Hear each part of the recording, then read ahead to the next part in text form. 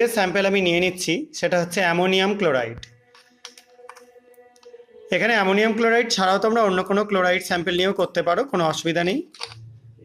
এবং এই স্যাম্পেলটা নেওয়ার পর এর মধ্যে আমি যোগ করে দেবো কিছুটা কনসেন্ট্রেট বা গাঢ় সালফিউরিক অ্যাসিড। অবশ্যই এক্সপেরিমেন্টটা হবে কনসেন্ট্রেট সালফিউরিক অ্যাসিডেই। কিছুটা যোগ করে দিলাম। এরপর এই টোটাল মিক্সচারটাকে একটু হিট করে নেব। আমি আপাতত এখানে একটা লাইটার দিয়ে হিট করে দিচ্ছি। দেখতে পাচ্ছ একটা ধোঁয়া উঠছে। এবার আমরা এর মধ্যে অ্যাড করে দেবো কিছুটা কমলা বর্ণের পটাশিয়াম ডাইক্রোমেট।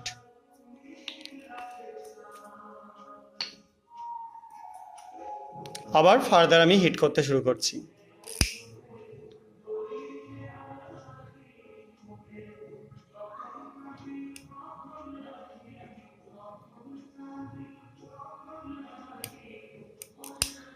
দেখো একটা রেডিশ ব্রাউন কালারের ভেপার, এটাকে সরিয়ে দিলে আরও বুঝতে পারবে।